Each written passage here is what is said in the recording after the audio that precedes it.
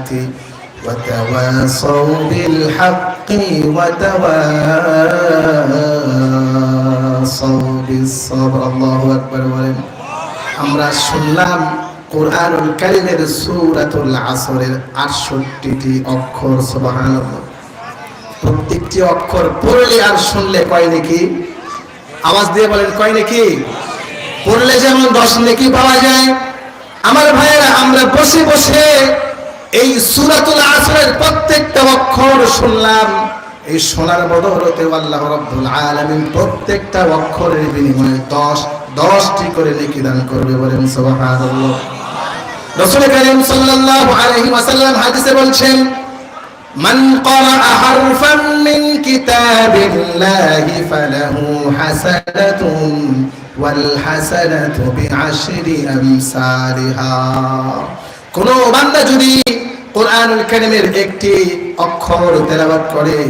আল্লাহ রাব্বুল আলামিন প্রত্যেকটা অক্ষরের বিনিময়ে তার আমলনামায় 10টি করে নেকি দান করবে বলেন সুবহানাল্লাহ তারপর রাসূল বলেন লা কুরু আলিফুন আলিফ লাম মিম হারফুন বাল আলিফুন হারফুন ওয়া লামুন হারফুন ওয়া মিমুন হারফুন রাসূল বলছেন কোরআনুল কারীমের সূরাতুল বাকারা 3টা প্রথম যে আয়াত সেই আয়াতের আলিফ লাম মিম রাসূল বলছেন কোন ব্যক্তি যদি আলিফ লাম মিম তেলাওয়াত করে 3টা অক্ষর তেলাওয়াত করেছে এই 3টা অক্ষর তেলাওয়াত করার সাথে সাথে আল্লাহ পাক তার আমলনামায় 33টি নেকি দান করবে বলেন সুবহানাল্লাহ আর জোরে বলেন সুবহানাল্লাহ দুঃখের সাথে বলতে হয় আজকে তাবলীগের মধ্যে কয়টা গ্রুপ হয়ে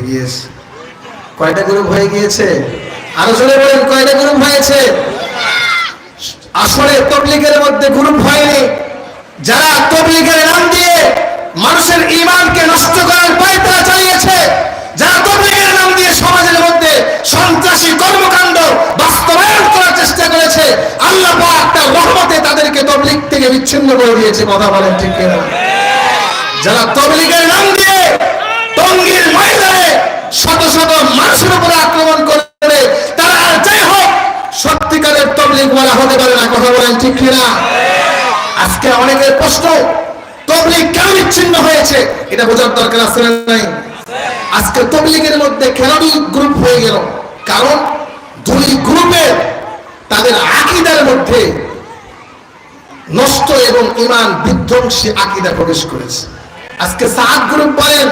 এই সাদিয়ানি তাদের একটা আকীদা এই হাদিসের আলোকে বলছি সাদ কান্দরীর একটা আকীদা হলো কোরআন যদি না বুঝে বলা হয় সওয়াব তো হবে না উল্টা গুনাহ হবে নাউজুবিল্লাহ বলে অথচ আমার রাসূল বলছেন কোরআন পড়ে বুঝে পড়লেও সওয়াব না বুঝে পড়লেও আলিফ লাম মিম এই যে রাসূল বলেছেন কেউ যদি আলিফ লাম মিম এই 3টা অক্ষর বলে কয়টা নাকি বলেন তো আপনাদের মধ্যে কেউ আছে আলিফ লাম মিমের অর্থ বলতে পারবে দুনিয়ার কোন মুফাসসির আজ পর্যন্ত আলিফ লাম মিমের অর্থ বলতে পারে নাই তাহলে এই হাদিস থেকে বুঝলাম আলিফ লাম মিমের অর্থ জানি না না জেনে তেলাওয়াত করলে সওয়াব আছে না নাই কিন্তু তারা বলে না বুঝে তেলাওয়াত করলে সওয়াব হবে না উল্টা গুনাহ হবে বলেন তো তার এই বক্তব্য এই হাদিসের সাথে সাংঘর্ষিক কিনা যার বক্তব্য যার চিন্তা ভাবনা হাদিসের সাথে সাংঘর্ষিক হতে পারে তার ঈমানের মধ্যে ভেজাল আছে না নাই যার ঈমানের মধ্যে ভেজাল সে আবার অন্য মানুষকে ঈমান শিখাবে কি ঈমান শিখাবে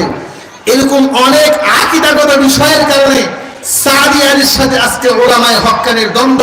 যতক্ষণ না তারা তাদের ভ্রান্ত আকীদা থেকে ফিরে আসবে ততক্ষণ পর্যন্ত তাদের সাথে আমাদের কোনো আপোষ নাই কথা বলেন ঠিক কিনা তাদের সাথে আমাদের কোনো দুশমনি আপনারা আবার সুপথে চলে আসেন আপনাদের আকীদা ঠিক করেন কোরআন হাদিস বিরুদ্ধাচরণ আপনাদের যে সমস্ত চিন্তা ভাবনা সেখান থেকে ফিরে আসেন আমরা আগে আপনাদেরকে যেমন ভালোবেসেছি আবার আপনাদেরকে আমাদের কোলের মধ্যে তুলে নেব কথা বলেন ঠিক কিনা সেটাই হোক তারা সন্ত্রাসী কর্মকাণ্ড চালিয়েছে 2018 সালেও চালিয়েছিল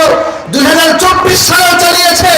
আমরা ধৈর্য ধারণ করেছি সরকার মহোদয়ের কাছে আজকে পুরো বাংলাদেশের সর্বত্র থেকে তাদের বিরুদ্ধে বিক্ষোভ মিছিল হয়েছে দাবি জানানো হয়েছে তাবলীগের নাম দিয়ে যারা নিরীহ মুসলমানদের উপরে গভীর রজনীতে হামলা চালিয়েছে হত্যা করেছে অনতিবিলম্বে এই